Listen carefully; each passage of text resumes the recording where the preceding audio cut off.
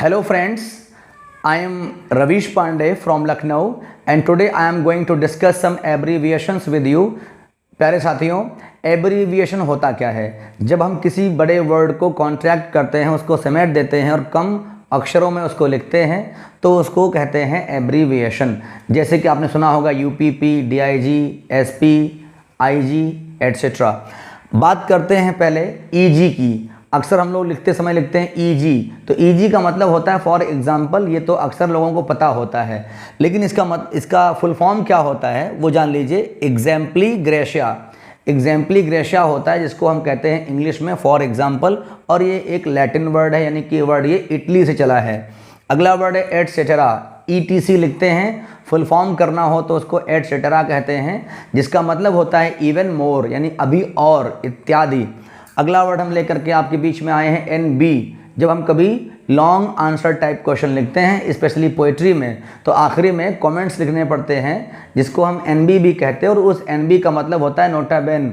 NOTA Ben भी आपका एक लैटिन वर्ड है जिसका मतलब होता है मार्क वेल या प्लीज़ पे अटेंशन हियर। इसको ध्यान से पढ़ लिया जाए, ये एक चीज़ इंपॉर्टेंट लिखी है, तो उसको हम लोग एनबी यानी कि नोटा बेन कहते हैं, जो कि एक लैटिन वर्ड है। अगला वर्ड आपके लिए आरएसवीपी।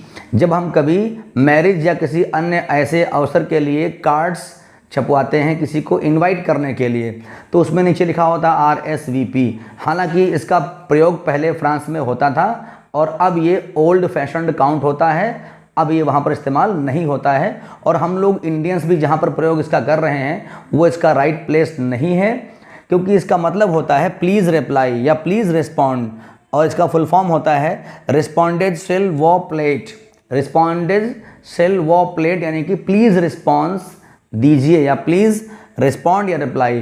तो जहाँ पर लिखते ना हम लोग इसका प्रयोग करते हैं दर्शनाभिलाषी की जगह पर, ये वो जगह इसके लिए नहीं होती है, प्रयोग हो रहा है। आगे लिखा हुआ है पीएसी। तो पीएसी वर्ड हमारे यूपी वालों के लिए तो बहुत ही इंपॉर्टेंट वर्ड है। कहीं पर कोई दंगा वंगा होता है तो पीएसी पुलिस बुलाई जाती है। तो पीएसी जो फोर्स होता है उसका फुल फॉर्म होता है प्रोविंशियल आर्म्ड कॉन्स्टेबुलरी।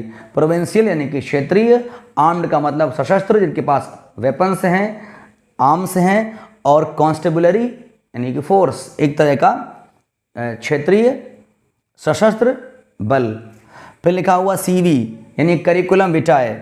करिकुलम विटाए का मतलब होता है जब हम कहीं पर अप्लाई कर रहे होते हैं जॉब इत्यादि के लिए, तो वहाँ पर एक प्रिंटेड डॉक्यूमेंट सबमिट करना पड़ता है, जिसमें हमारे बारे में हमारा एकेडमिक क्वालिफिकेशन, हमारा वर्क एक्सपीरियंस, हमारा और पूरा प्रोफाइल इत्यादि लिखा होता है, तो उसको हम लोग सीवी कहते हैं।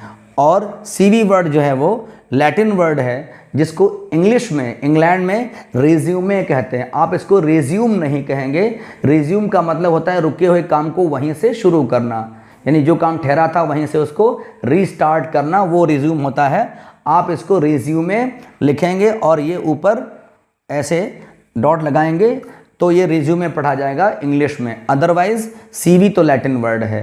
अगला वर्ड लिखा हुआ है एसयूवी। हमारे यहाँ जो कार हम लोग चलाते हैं ये 3 वर्जन में आती हैं, हैचबैक, सेडान और एसयूवी। अगर हम बात करें जैसे कि आपकी महिंद्रा थार है, जैसे कि आपकी इनोवा क्रिस्टा है, टाटा सफारी है, एंडेवर है, ये सब एसयूवी कही जाती हैं। स्पोर्ट्स यूटिलिटी व्हीकल, हम लोग अक्सर इसको देखते हैं, बोलते हैं, पर फुल फॉर्म तक नहीं पहुंचते हैं। तो सेडान वर्जन जैसे कि आपकी होंडा सिटी लंबी वाली, हैचबैक जैसे कि आपकी वैगन आर, और एसयूवी जैसे कि इनोवा क्रिस्टा या टाटा सफारी। तो ये हमारी स्पोर्ट्स यूटिलिटी व्हीकल कहा जाता है।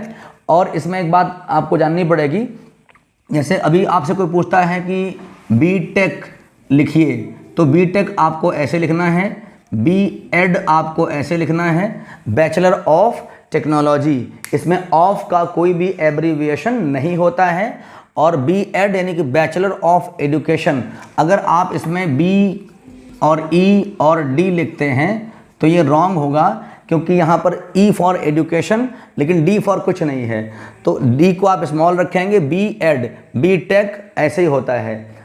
और ध्यान रखेंगे एम टेक, एम एड जब भी लिखा जाएगा तो पहला जिसका बी है वो कैपिटल, फिर टेक का टी कैपिटल, बी एड में E capital, D co dot small करके आपको वहाँ पर डॉट लगाना है। तो ये कुछ एब्रीविएशंस थे, आप इनको प्रिपेयर करें, अपने इंग्लिश में इनको रोज़ इस्तेमाल करें ताकि भूलने न पावें। और अगली बार हम आपके लिए कुछ और ऐसी ही इम्पोर्टेंट इन्फॉर्मेशन लेकर के पुनः आएंगे।